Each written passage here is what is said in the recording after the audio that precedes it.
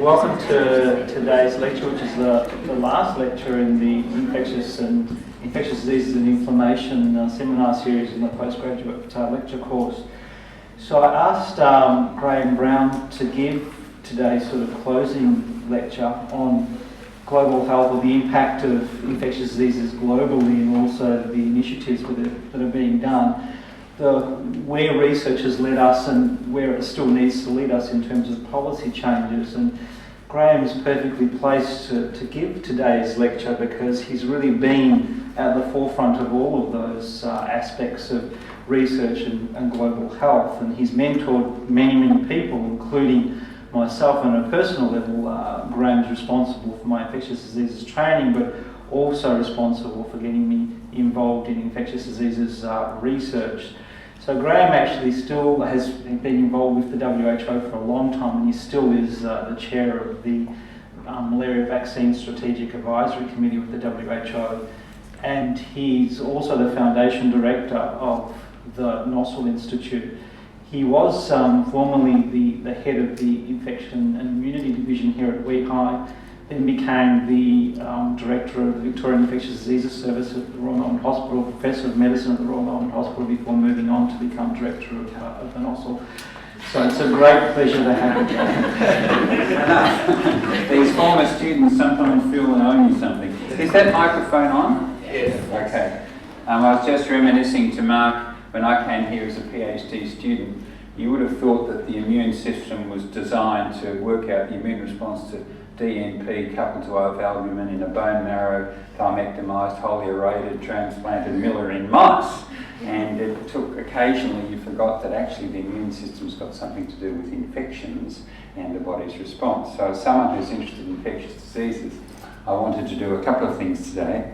One is to try and put the context of infectious diseases into that balance that it always exists, and I'm sure others in this series have spoken of it, that the outcomes are a balance between the microbe, the epidemiology, or the environment, if you like, and the host.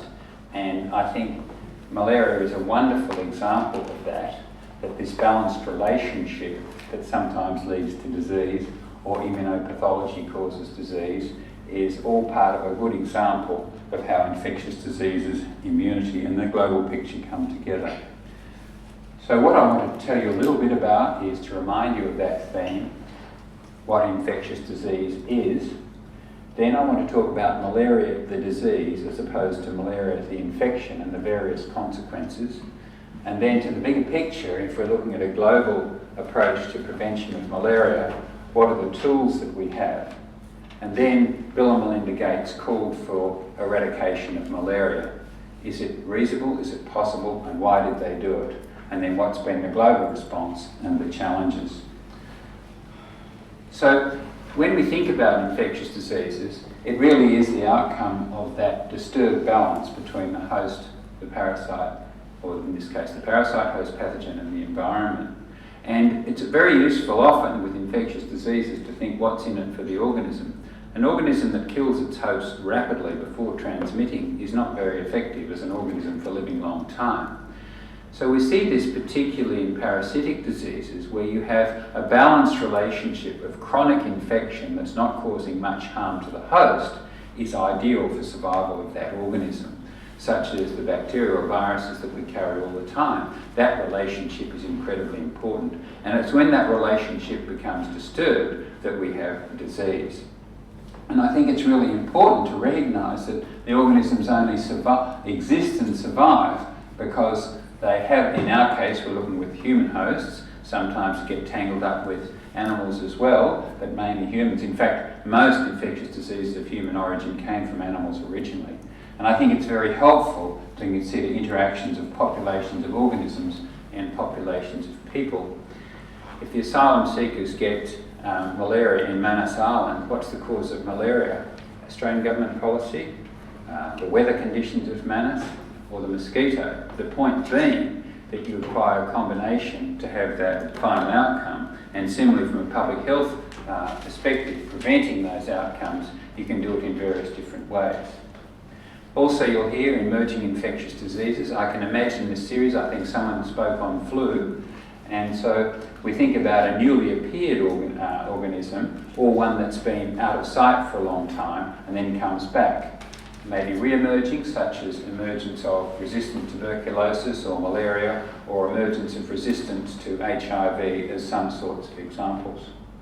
So these are ones that have emerged recently, and in each case one can imagine that these are disturbance of that host, pathogen and environment. So Ebola coming from animals in West Africa, probably people eating bush meat become contaminated and infected by this virus with lethal consequences. You know the flu story coming from chickens, because flu is really an avian virus and we are by chance infected in that regard. Alternatively, we know Creutzfeldt-Jakob disease and its new variant, bovine spongiform encephalopathy, changing of rendering of material. So sick animal products were churned up and fed back to cattle, and that's how it came. And similarly, in the great diseases that are of terrible importance to developing countries, malaria, HIV and TB, drug resistance is a problem in all of them. And so just to make that point, and I'm not going to take this theme a lot longer, but some examples that I've just described there is to suggest how these new diseases emerge as a disturbance in that balance. And sometimes we don't really know where they started, like SARS, which came out of the blue and caused a certain number of deaths some years ago. We don't really know where it started. Perhaps it's carried by bats, who knows, and it may emerge again, of course. We also know that different flu variants can also arise. So speaking of, back to that theme, of course the vector for malaria is the Anopheles mosquito, and you'll see that this mosquito is recently fed, had a big blood meal, and it's a very powerful drive to feed. Prior to laying eggs, a female mosquito must have a blood meal, and that's why if you're in a tent, and they'll keep buzzing and buzzing and buzzing until they find you to get the blood. That is a very, very powerful drive. And of course, within the mosquito, there is a sexual form of transmission. It's just not like a needle exchange with someone getting hepatitis transmitted from one to other. The fact that there happens to be a bit of blood carried, but more there's actually part of the sexual cycle and recombination which occurs within the mosquito. So when we're thinking about this host, pathogen and environment, mosquitoes only got a certain lifespan, of course, and if the mosquito probably feeds only every 2 days, so if a mosquito feeds for its first blood meal on a person with malaria, then it will take more than 2 days or 4 days until it's infectious. So at the next meal, 2 days later, they will not be infectious. The next they may be, and subsequently. So if you could reduce the life of mosquitoes just by a day or two in some magic way, this would be a very, very important way of reducing malaria. And when you model, you have to bring in what's the life of a mosquito and why to understand about transmission. Because when we come at the end of the talk to about how we get rid of malaria and eradicate it, the absolutely key thing is this R0, or the reproductive number, which for any infectious organism relates to the number of secondary cases you get from a primary case. So if you could shorten the life of every mosquito, you'd have an enormous effect. So these are details, but it's just saying how complex this interaction is. Similarly, if the weather changes in Manus Island, or the weather changes where these mosquitoes are breeding, this can not only affect the life, but the length of life, but also affect their flight range and many other things that are so important with respect to transmission. Now, the other thing which will be important is a little bit about the life cycle. The forms that the mosquito injects into you first go to the liver for 10 days or so, and they don't cause any symptoms at all. Symptoms occur when these parasites come into the bloodstream, and then they circulate, and this is what makes you sick. The immunopathology of malaria from the blood forms is what makes you sick. Every once in a while, and triggers are not well understood, but sexual forms are produced, and these are the ones taken up in the mosquito. Now, that's the story for Plasmodium falciparum, which is the most severe one and the main one you'd hear about in lectures here. But another form called Plasmodium vivax, it does exactly all that, but it also has the characteristic that it can sit in the liver to emerge months or years later, so that the person can be absolutely asymptomatic and then have malaria 3 years later, for example. And it's absolutely amazing biological adaptation, because this is in fact how malaria survives the Russian winter. That form of malaria survives very well. What happens is the parasites remain dormant, and in the cycle, which varies depending where you are in the world on when it comes back, at springtime, who knows the stimulus, but what happens is that the parasites emerge and the cycle goes on. So Plasmodium vivax, which is the secondary form and will be very important when we talk to elimination of malaria, is able to persist in this way for a very, very long time. So you don't need a very intense, constant transmission because of this ability. So you can have an oasis in the desert where you have Plasmodium vivax without a big population, whereas with Falciparum you need quite a large population. We'll come back to that in a minute because it's particularly interesting. So it's very important to know when you're talking about malaria, it means different things to different people, so I'll just show you in a moment. So it's infection or it's disease. If you're trying to stop people being sick and dying, you're most interested in the disease aspect and stopping kids dying or pregnant women from getting seriously sick. But if you're interested in getting rid of it for all time, you've got to be aware of infection, and the person may be totally asymptomatic. There are types that cause lethal diseases, Plasmodium falciparum. There are very many different antigenic strains of this, and the individual parasites themselves can undergo clonal antigenic variation, and you can start with a single parasite and then show that it changes from A to B to C to D. In fact, that work was done here in our lab with Bev Biggs to show that individual parasites can change. So this isn't about diversity, it's about clonal generation of variants, which is extremely interesting. And interestingly, about those variants, the antigens that they express on the surface of infected cells are different. So they're antigenically distinct, but they're also phenotypically distinct. So the extent that certain ones can bind in some organs and not in other organs. Lots of organisms alter the antigens they express with diversity, but it's not all that common for them to have different phenotype in association. It does have a little bit, for example, in influenza, if you've no doubt heard, as to whether influenza is able to bind high or low in the respiratory tract, the sort of dose that's required to get into a place where those viruses can bind. But it's a very interesting aspect of falciparum. So, and as we'll see in a moment, although malaria can cause this severe problem of cerebral malaria, it can also cause severe anemia very commonly. And it's extraordinarily interesting in parts of Africa where there's very, very intense transmission of malaria. All babies would get malaria within the first few months of life. So they get over a bit of their maternally acquired immunity. And then where there's a lot of malaria, the peak problem with malaria is at 1 year with severe anemia.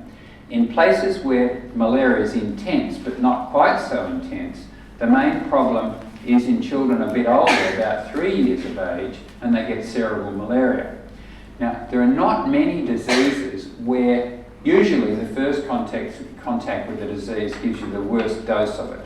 It's a little bit unusual, therefore, to have multiple episodes of infection and then get different manifestations at different times.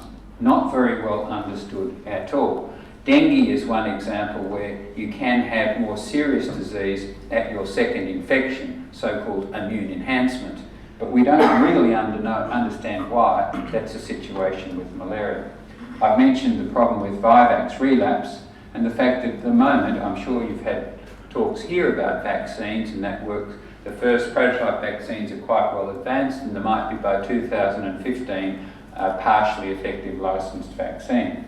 And as we've said, babies, children, pregnant women are the ones at greatest risk from this disease.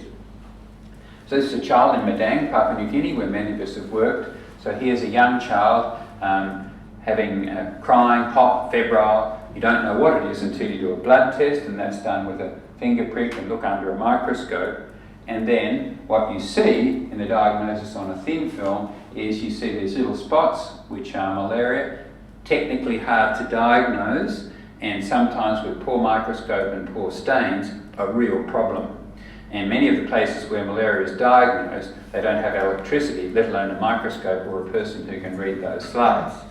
And so there's been a huge effort to try and develop rapid diagnostic tests, antigen detection tests, which have made a great difference and are not bad for Plasmodium falciparum, but that's the serious form, but are not very good for Plasmodium vivax, unfortunately.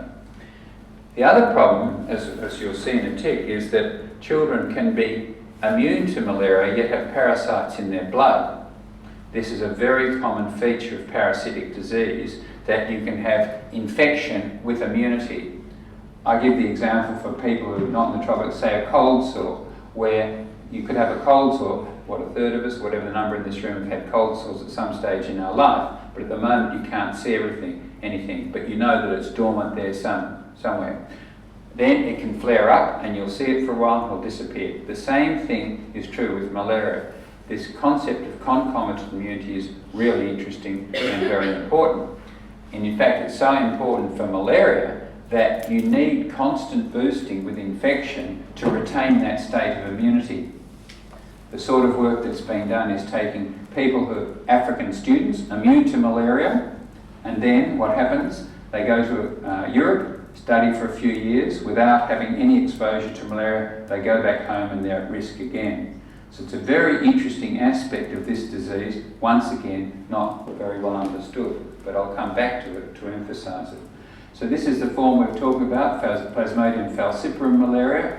This is Plasmodium vivax, the one that's relapsing. These are other less common forms, but if you're eradicating malaria, you've got to get rid of these as well. These are the asexual forms of these parasites, which don't cause any symptoms, but an asymptomatic person therefore can be a very important reservoir of ongoing infection. By contrast with the child who just had a febrile illness, here's a child who suffered the serious consequence of cerebral malaria. And you'll see this is not a baby, it's a child a few years old who would have had many episodes of malaria and then got this severe form. Why is it so?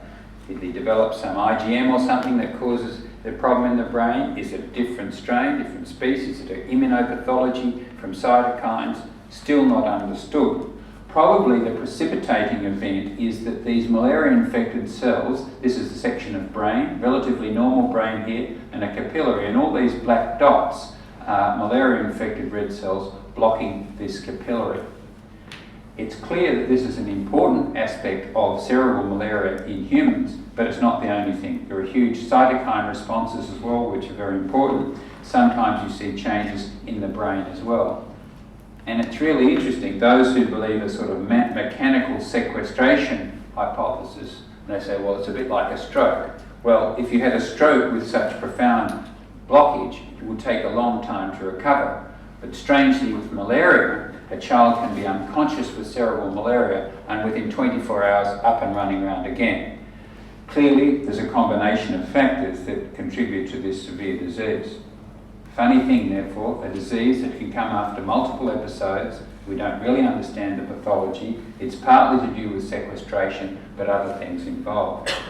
And I always like the immunologist in the room to think about why should that be so? It's so unusual for an infectious diseases. This is obviously modelled, and a lot of work's been going on in this institution in understanding the mechanism by which these infected red cells, you can see the changes on the red cell sticking to cells here for laboratory study. Now, having what I've said then is if the children get through these first few years of life, some die of the cohort, but most survive, and then these children have an immunity that protects them for the rest of their life, provided they have constant challenge. So what's really unusual is that in getting to that stage, you can have protection right through to immunopathology that we've seen before. And interestingly, nobody gets sterile immunity. If you go to a village, and this has been done, if you bleed everyone, say, every day for a week, you'll find that everyone at some stage has parasites in the blood. Quite different from the immunity that you might get to measles or mumps or smallpox. Something else is happening. And that persistent infection is required to maintain immunity. So just to summarise this point that we need to think about, which is going to be really important when we come to the picture that Mark asked me to talk about, the global approach to eliminating malaria, these points have to be taken into account. The best way at the moment, in the absence of a vaccine, to make you immune is to have multiple episodes as a child, to get through those with appropriate treatment, and then give them a clinical immunity that protects them for the rest of their life. If they could get to that stage without suffering these consequences, they'd be a position that would be very good to do. This is a really big problem. Immunity is lost if exposure is reduced by a program, even a vaccine that induced sterilising immunity for a couple of years. When that wore off, or if you put kids under bed nets for a couple of years, they're then at increased risk of malaria when they come out of that period, and potentially at risk once again. There's an exceptional thing that happens in pregnancy, and particularly the first pregnancy, when they become susceptible once again. And the reason that they're susceptible is that within the placenta, this is placenta and this is the maternal side here, this is the baby's side here, and the malaria-infected cells here line up along the placenta and interfere with placental function. It was Stephen Rogerson who discovered the molecule that leads to this interaction, and it's a subject of great interest to see if you could interfere with that interaction to prevent malaria in pregnancy. So girls are completely susceptible, like the boys are resistant, then at their first pregnancy they suffer this problem. And it appears those antigens on the surface of the infected cells that I referred to that can vary, if they get a variant that can stick here, that leads to pathology. So it's probably these antigens on the surface of the malaria-infected cells that are responsible for the organ-specific pathology, potentially say in the brain or the placenta or in the lung, as examples of how this may happen. Now, if we start now getting more to the public health aspects of malaria, some understanding of the disease was important in order to understand the global efforts to control it. Quite different from, say, a global effort to control polio, where it's quite clear it's person-to-person spread, there's a virus with 3 different antigenic types, get everyone immunised, it'll work. Similar with measles, much harder for malaria. So what happens in that, back to the host parasite and the environment, this is a picture from Indonesia, from the western Papua, in which we see they've had transmigration problems from Java into Papua. And where they've opened up the forest, what's happened with non-immune migrants, that people living here are non-immune and therefore exposed to malaria.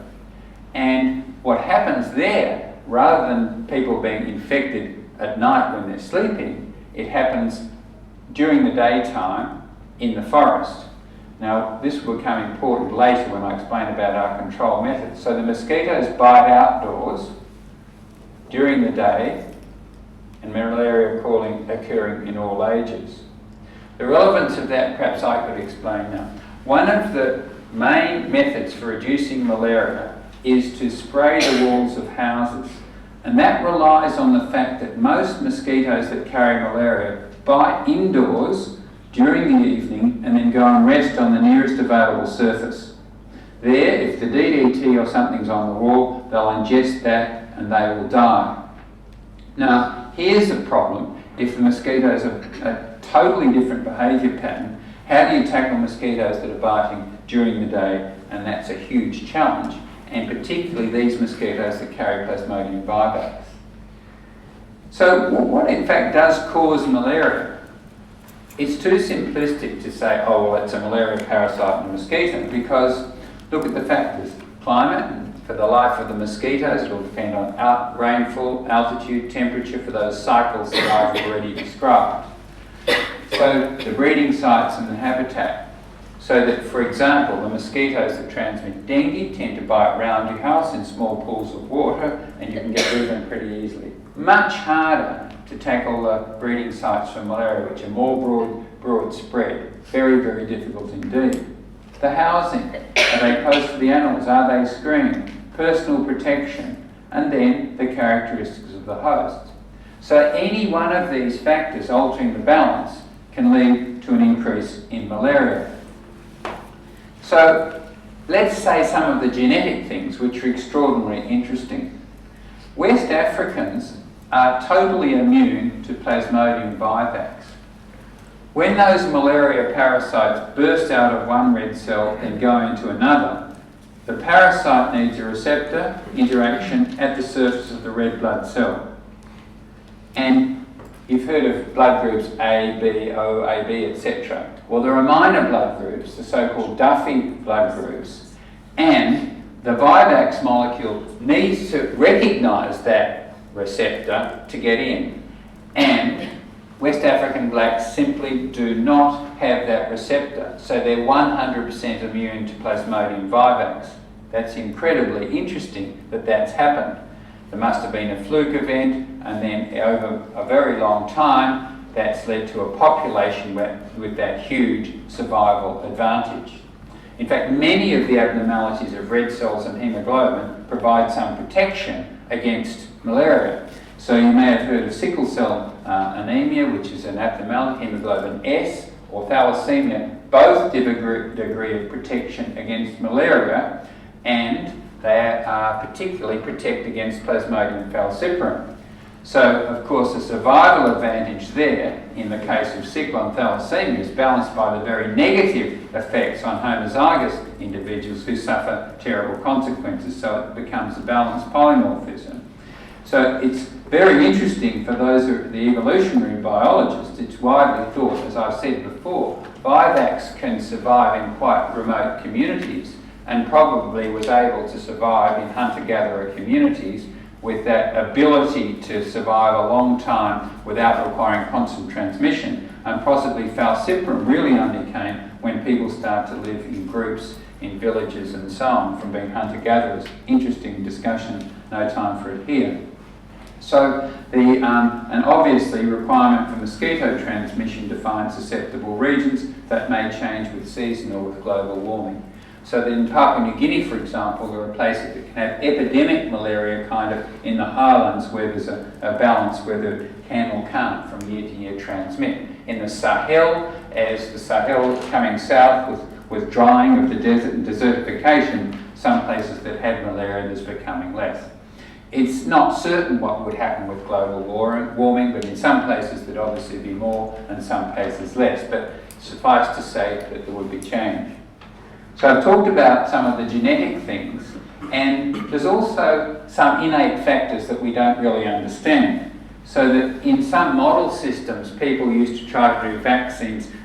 Malaria in birds is actually quite common, and there's models that were done for vaccines where in ducks, for example, because they're easy to keep and manage, but you had to do your experiments in ducklings because within a matter of 8 or 10 or 12 weeks, a duck is totally resistant to that malaria.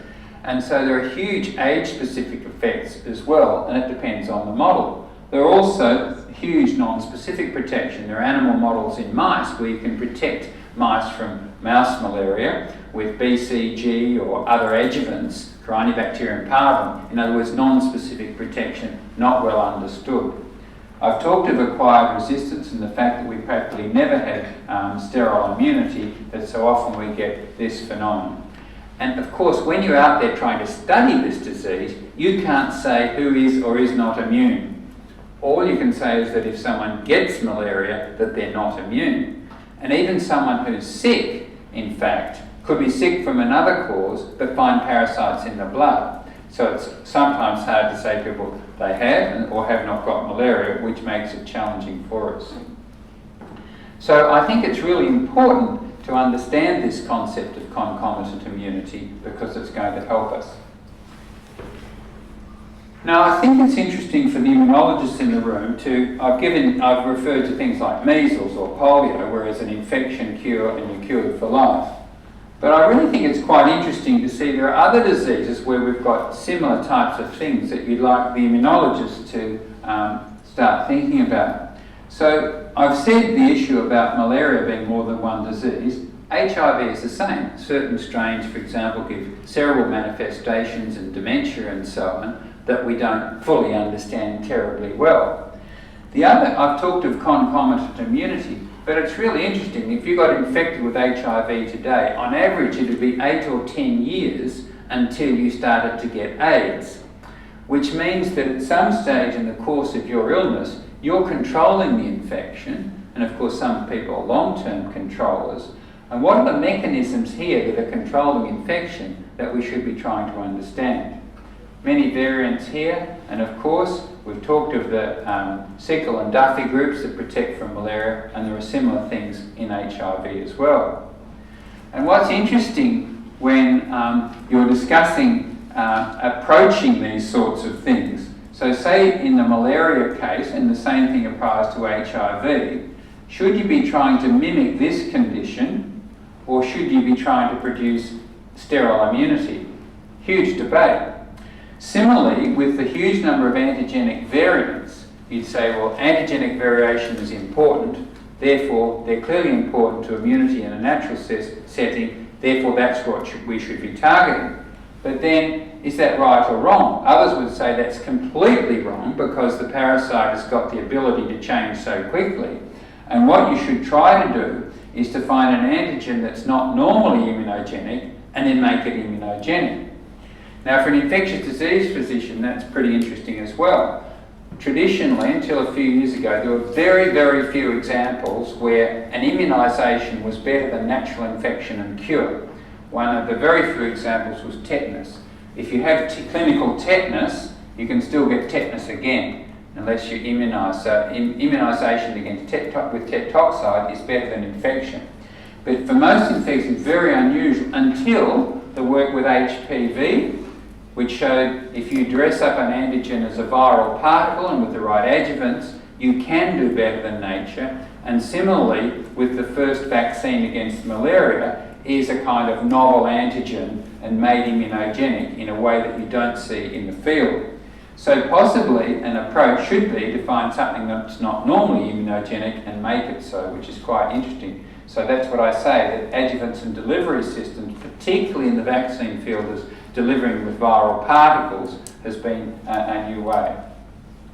Many people discuss whether animal models are useful, and in this matter we say, what's more interesting, human malaria in a monkey, or mouse malaria in a mouse, or monkey malaria in a monkey? The debates go on forever. So I think the comparison with the other disease, we've got quite a lot to learn. So we've said that the comparisons, there's a lot that can lead to. So for example, it's sort of opposite. When HIV infection, you get a waning immune control leads to disease. So you start kind of immune and then you're susceptible, whereas malaria, it happens in an opposite direction. So I'll just move on a little bit. I'm a bit concerned about the time. We've got, therefore, the world situation at the moment, the annual death rate of about 700,000 people with 500 million people infected, high percentage of the world at risk, particularly, of course, when you put India, China and Africa, and huge economic loss. And interestingly, it was the huge economic loss that made people 10 years or so ago say more should happen. And so the distribution of malaria is where you would expect it, with the distribution of the mosquitoes around the tropical region. But it is declining. If you look at the world map here in 1948, tremendous number of countries involved, including Northern Australia. And in the 50s, there was a big program to try to eliminate malaria, particularly with the use of spraying. For the reason I've said, mosquitoes feed, rest on the wall, and then they die. So if you can do that twice a year, that should be enough to stop the transmission of malaria. And it was very, very successful indeed, and worked very, very well in many countries, and eliminated malaria from southern US, southern Europe, and some other countries. So the map shrunk considerably by that stage. But with respect to the global campaign to eradicate malaria, certain lessons were learned. And this is a study from Sri Lanka. 1946, DDT spray came in, very successful. 10 years later, they'd fallen from 3 million cases a year to 7,000. So they thought the job was done. In the mid-60s, malaria was solved. What happened? Within 5 years, resurgent in cases, 500,000 cases. This is a very strong lesson now for people who are arguing for control or elimination, because from what I've said before, you'd be right if you guessed that when it resurged, it wasn't just in children, it was in people of all ages. 5 years without exposure to malaria, people were non-immune, and people of all ages were at risk, and the gains were all lost.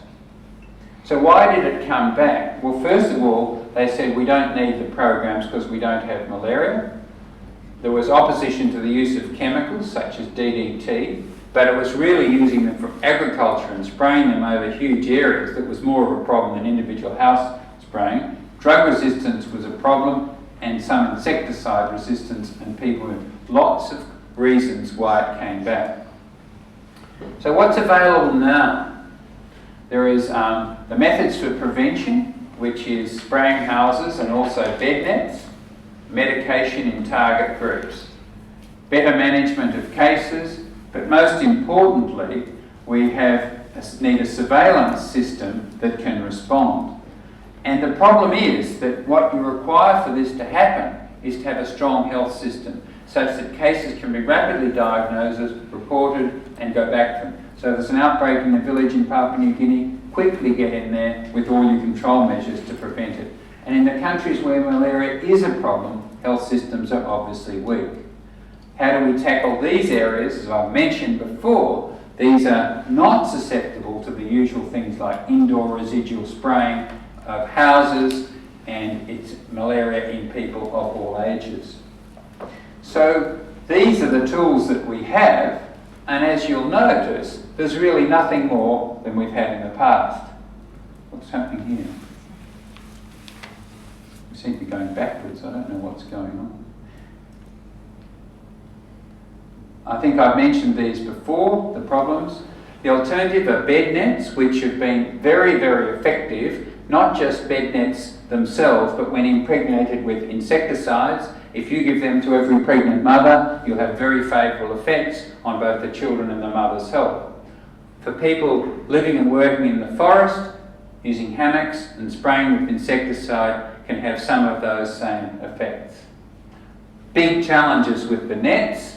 They're public health things. The people in basic science often are not aware of the challenges. You think there's a solution there, but it's not available. So the nets need careful treatment. Their variable efficacy, the problem of who pays for them.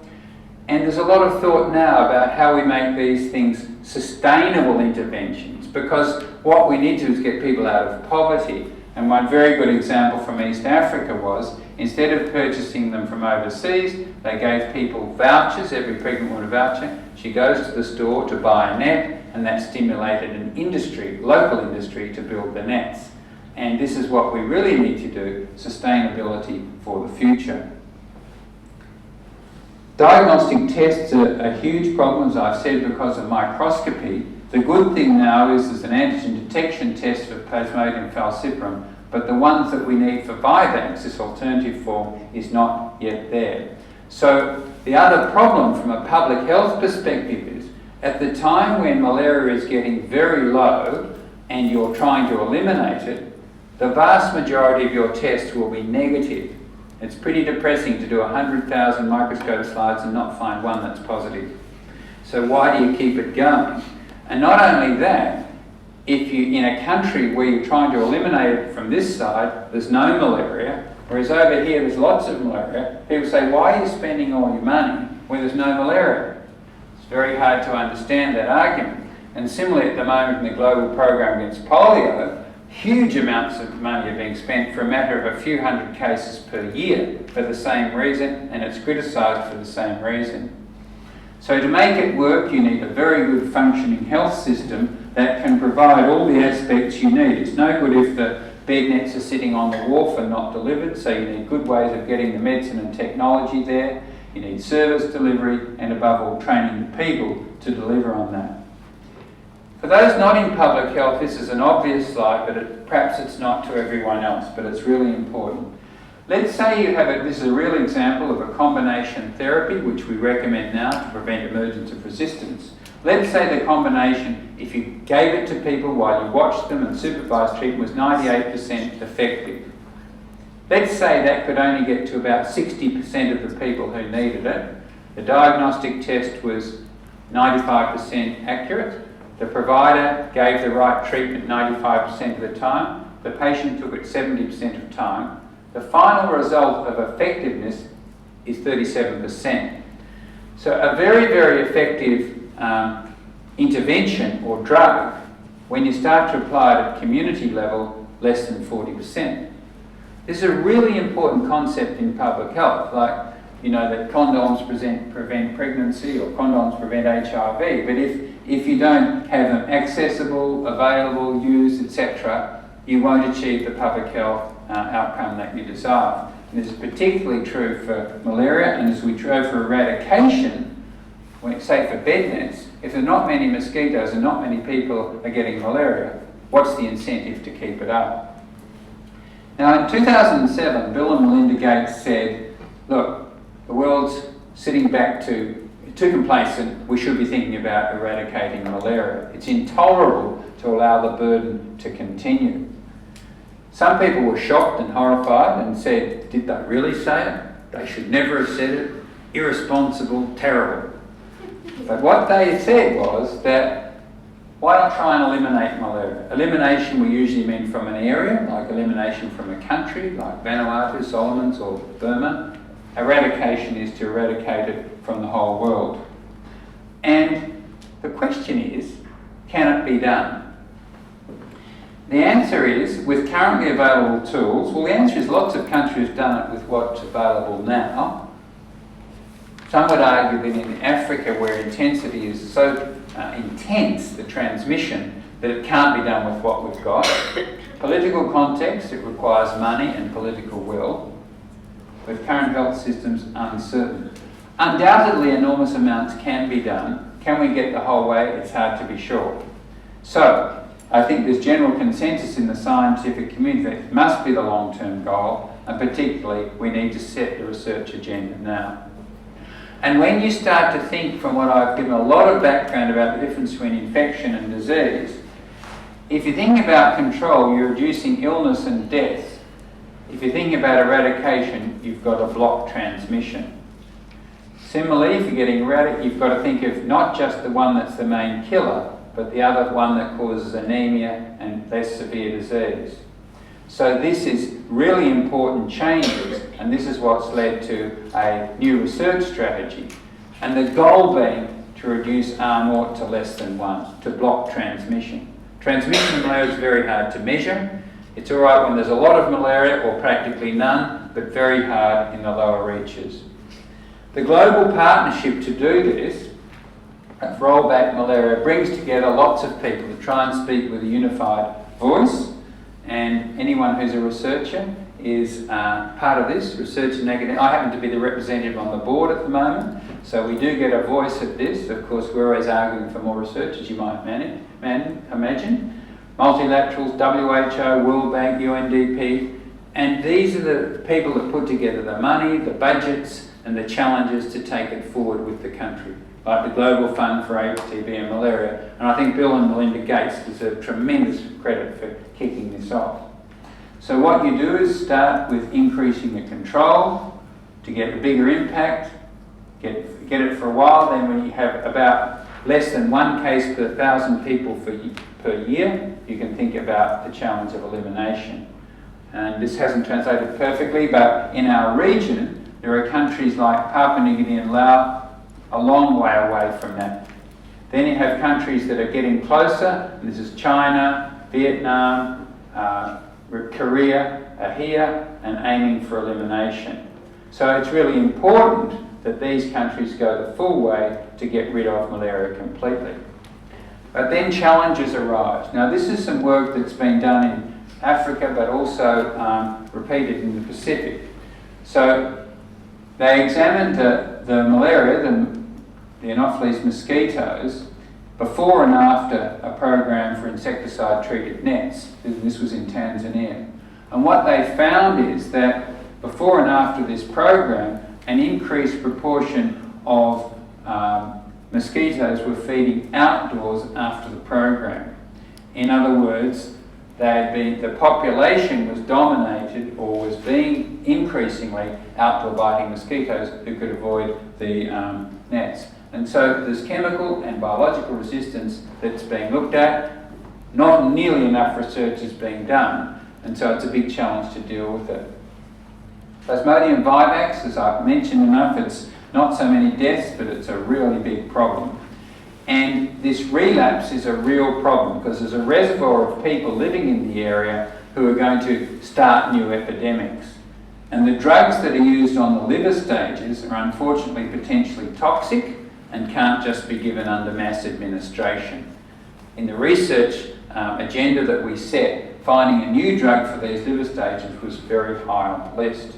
And this problem of outdoor biting. So it's a big problem, and that's one to be resolved. Another really big problem is the resistance to antimalarials. The latest and best is artemisinin, and now the world suggests it should always be used in combination, but the time to clearance of infection is getting longer and longer. It was, when it first came in, infection will be cleared within a couple of days. Now in lots of these hotspots, it's been seen that it's taking longer and longer, and it's highly likely that higher grades of resistance will occur, and there's no obvious successor to this drug to be used on a wide scale. Very interesting things that get thrown up from time to time. In Malaysia, an astute parasitologist looked down the microscope and saw some funny looking parasites. And these parasites, for the experts, looked a little bit like falciparum, but not quite right, and there were funny forms they didn't quite understand. So they did some genetic typing and found that this was a parasite that occurs in monkeys, Plasmodium malsii. And so this is the monkey that carries that parasite.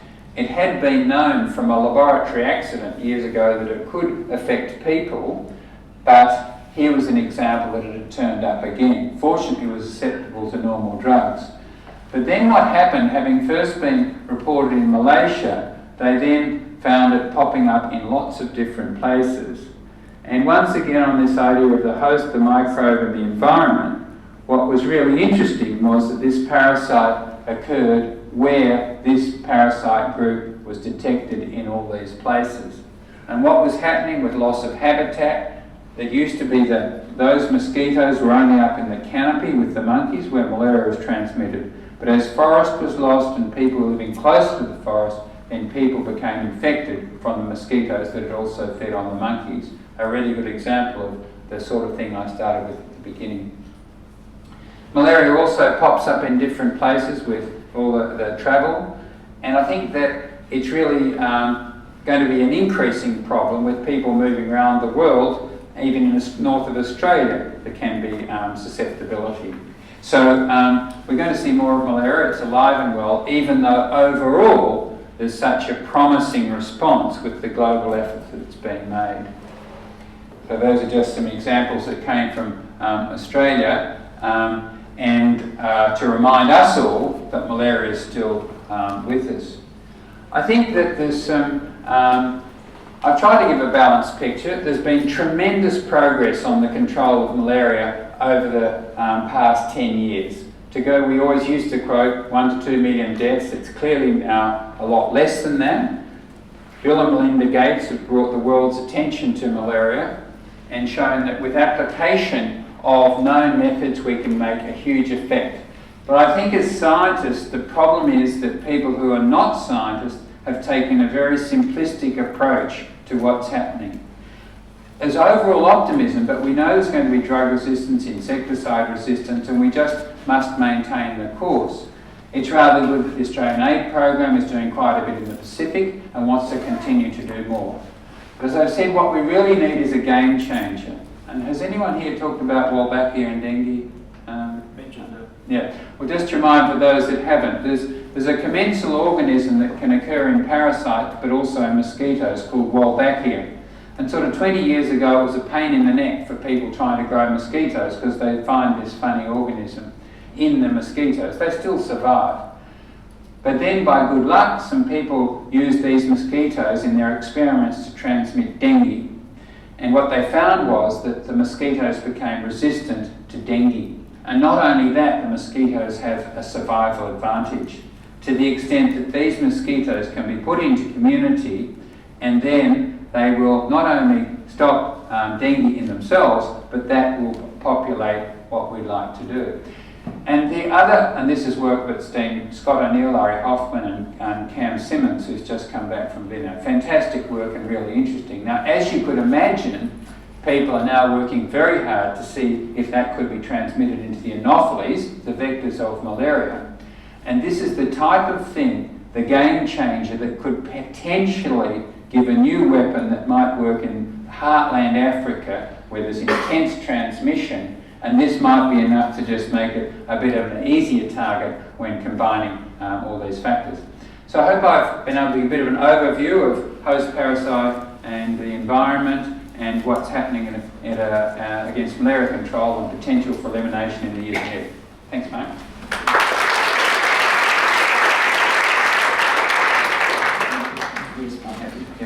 Questions for Graham, please. I'll start. There seems to be a real major research block in certain infectious diseases, and you mentioned one of them, which strikes me as being quite funny, is that we have, apart from chloroquine, we have no drugs against the hypnozoites. And to me, it looks very superficially as if there's very little research in that quarter. And you can also say that of tuberculosis, where it's been 3 decades now since we've had no anti-TB drugs, yet there's such major diseases. What are the research blocks? Are people not interested in doing the research? Are people not funding the research? Well, when we had the malaria eradication research agenda, that was the top priority. We can't even culture Plasmodium vivax in the laboratory, and there's not a satisfactory animal model.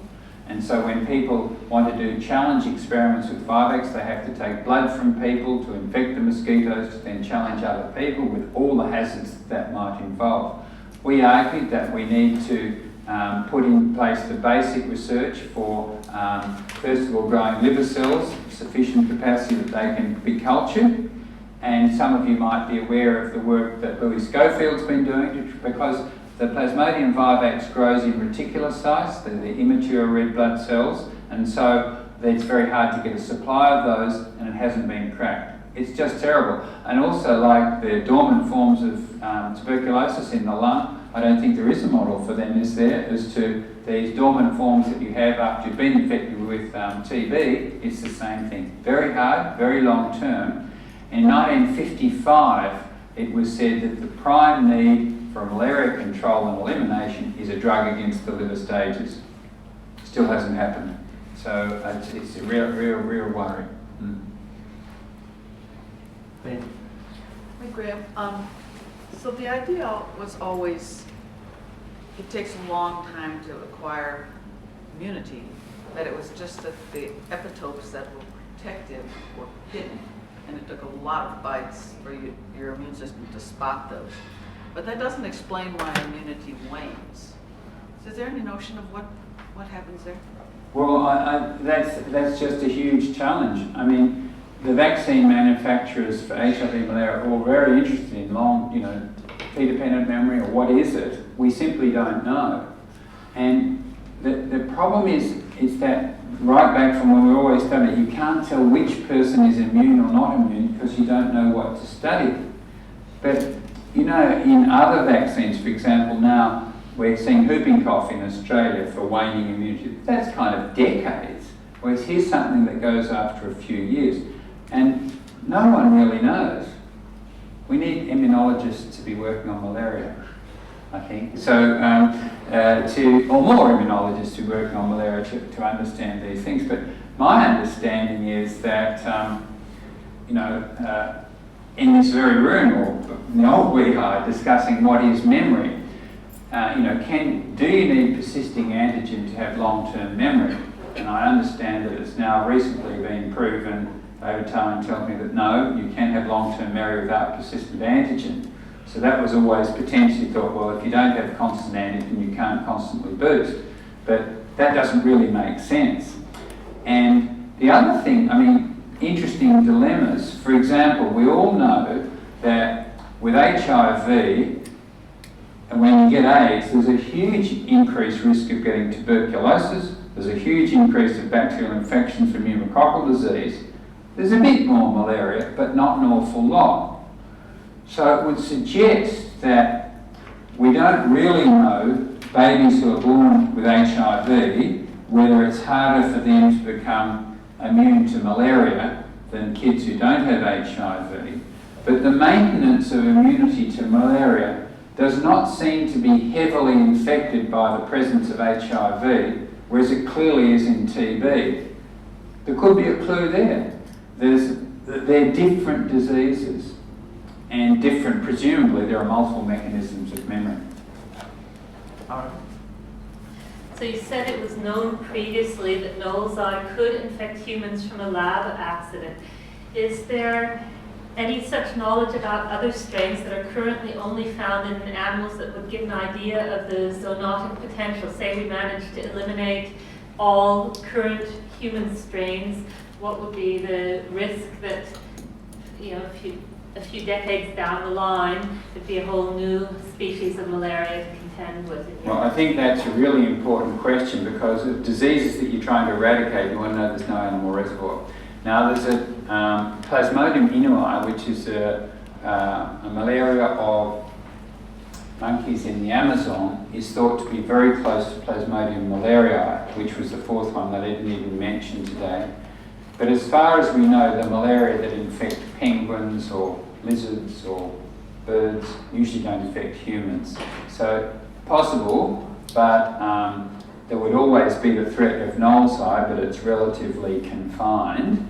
And so, but that's an example that would have to be got rid of. Let's say that became drug resistant or something, that would be a real problem. Graham, are there any discussions around, well, there are discussions around live attenuated vaccines? What's the stomach for that, and obviously the inherent risks that are associated with it? Yeah, well, that's a really, really interesting question that we could have spent the whole time on vaccines, because it is just so interesting.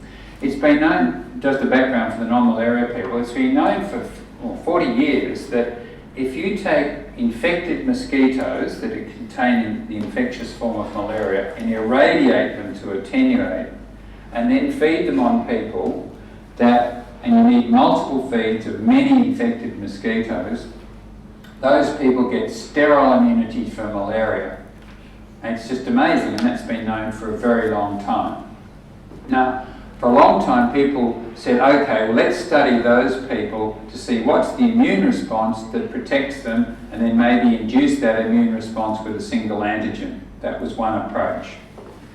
Secondly, another approach was to say, well, now that techniques are coming in, could you make a vaccine in this way? Now, people initially thought to have a commercial vaccine that depends on manufacture of literally millions and billions of sporozoites would never work. But someone's actually attempting that right now. But a better and a smarter way would be to have an attenuated sporozoite vaccine, which means you have something like other vaccines that it's incapacitated, so it lives long enough in the liver to stimulate immunity and to protect you. I think people still think, no, that that's a very viable option, and I think they should press on hard. There's always the problem that it could revert, and as you know, there have been some experiments, but it's also happened in bacteriology where people thought they'd put a lethal mutant in an E. coli or something, then the pathway's been bypassed. So I think that has clearly got potential. Now, the other form would be that some people say that the only way is think of those children with blood stage infections. Other people said, why not create a vaccine that's an attenuated blood stage vaccine? Now, to do that, of course, the thought of injecting blood into other people is always a worry. Now, some experiments in that form have been done where what they did was to infect two people and then tested them for everything they could think of, and infected two people and froze down thousands of aliquots of their blood in vials. Then they waited for 3 years to make sure that people didn't get hepatitis or HIV or anything that you can measure for. And those have been used in a series of experiments, and they've been extraordinarily interesting because they've shown that after a very small number of infections, people appear to become immune. So it could be something to do with the dose phenomenon, that a low trickle dose could be what was required to make you protected. Incredibly interesting. And we also know that from other forms in parasitology, a model system work that Emanuela Hammond and Graham Mitchell did a long time ago, will tell you that the immune response that you get is different if you give a small or a large dose.